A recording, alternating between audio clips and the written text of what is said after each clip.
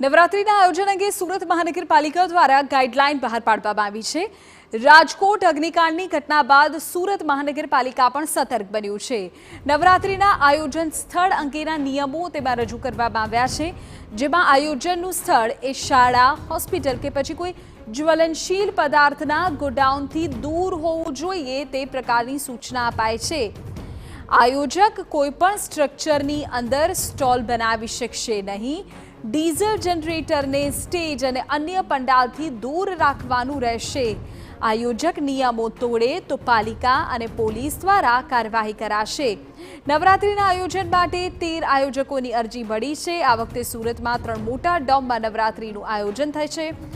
ડોમના સ્ટ્રક્ચરની તપાસ બાદ જ આયોજનની મંજૂરી મળશે અને ટ્રાફિક નિયંત્રણ માટે ડોમમાં આવવા જવાની વ્યવસ્થા બાબતે પણ પોલીસ તપાસ કરશે। જો આયોજનમાં ખામી દેખાશે તો પોલીસ તાત્કાલિક કાર્યવાહી કરશે।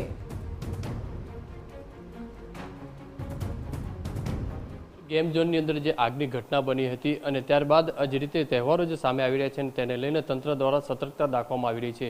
નવરાત્રીના તહેવારને લઈને સુરતની અંદર મોટું આયોજન થતું હોય છે, ત્યારે આ આયોજનની અંદર કોઈ દુર્ઘટના ન બને તેને લઈને પોલીસ દ્વારા સ્પેશિયલ જાહેરનામું બહાર પાડવામાં આવ્યું છે। તો આપણી સાથે સુરત પોલીસના સ્પેશિયલ ડીસીપી જોડાયા છે, તેમની સાથે વાત કરીશું। મેમ, જે રીતે રાજકોટની અંદર આગની દુર્ઘટના બની અને ત્યારબાદ એક જાહેરનામું નવરાત્રીને લઈને। હા, વિશેષ કરીને સુરતની તાસીર એ છે કે અહીંયા દક્ષિણ ગુજરાતની અંદર વરસાદ વધારે જોવા મળતો હોય છે, એટલે ઘણા બધા વર્ષોથી અહીંયા ડોમ લાઇક સ્ટ્રક્ચર ઊભું કરી અથવા તો ઇન્ડોર સ્ટેડિયમની અંદર નવરાત્રીનું આયોજન થતું હોય છે।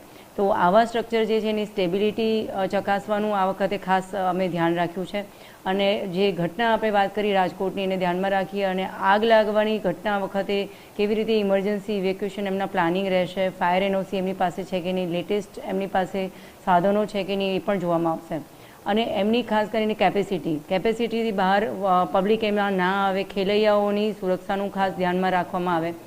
એટલે ડીએફએમડી ડોર જે છે, એચએચએમડી છે, એક્સેસ કંટ્રોલ છે અને એમની પાર્કિંગની સુવિધા યોગ્ય રીતે હોય, સીસીટીવી કેમેરા એમના ત્યાં તૈનાત હોય, એનું પણ અમે ચોક્કસપણે ધ્યાન રાખવાના છીએ। મેડમ, કોઈ ફરિયાદ મળશે પાર્કિંગ બાબતની હોય અથવા તો એક્ઝિટ બાબતની હોય, ફાયર બાબતની, તો કઈ રીતે કાર્યવાહી તુરંત કરવામાં આવશે?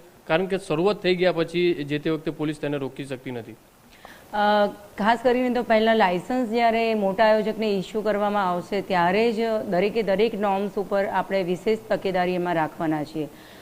એ પછી પણ જો કોઈ કાયદોની વ્યવસ્થાને ખંડિત થાય એવી કોઈ દુર્ઘટના ઘટે તો એના માટે અમારી ટીમો, અમારી ક્વિક રિસ્પોન્સ ટીમથી માંડીને સી ટીમથી માંડીને ક્રાઇમ બ્રાન્ચ, એસઓજીની ટીમ પણ તૈનાત હશે।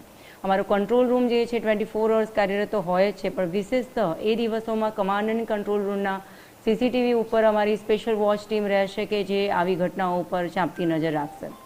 સુરક્ષાની વાત કરીએ તો નવરાત્રીની અંદર જે ખેલૈયાઓ રમવા જતા હોય છે મોડી રાત સુધી, તો કઈ રીતે પેટ્રોલિંગ રહેશે અથવા તો કઈ રીતે સુરક્ષા બાબતે મહિલાઓની સુરક્ષા બાબતે જ્યાં પણ મહિલાને જરૂર પડે ત્યાં 181 હેલ્પલાઇન અથવા 100 નંબર ડાયલ કરી એ અમારી હેલ્પ લઈ શકે છે।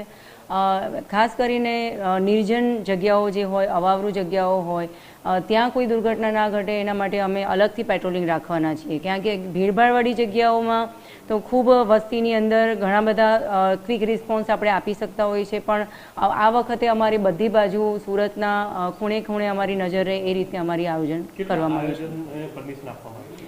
અત્યારે 13 એપ્લિકેશન્સ ઓલરેડી ઇન પ્રોસેસ છે।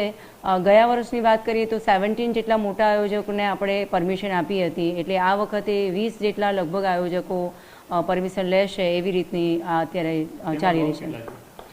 ડોમ સ્ટ્રક્ચર જે છે પરમેનન્ટ સ્ટ્રક્ચર એવું કહી શકીએ તો 3 જેટલા પરમેનન્ટ સ્ટ્રક્ચર છે, બાકી ટેમ્પરરી સ્ટ્રક્ચર જે છે હાલમાં અમારી પાસે 4 એપ્લિકેશન એવી કહી શકાય કે જે ડોમનું નિર્માણ થઈ રહ્યું છે। જે રીતે સુરત પોલીસના સ્પેશિયલ ડીસીપી જે રીતે વાત કહ્યું કે જાહેરનામું બહાર પાડવામાં આવ્યું છે અને જાહેરનામાનું ઉલ્લંઘન જે કરવામાં આવશે તેમને સામે પોલીસ દ્વારા કાર્યવાહી કરવામાં આવશે। કેમેરામેન સંજય ચંડલ સાથે બલદેવ સુથાર, TV9 સુરત।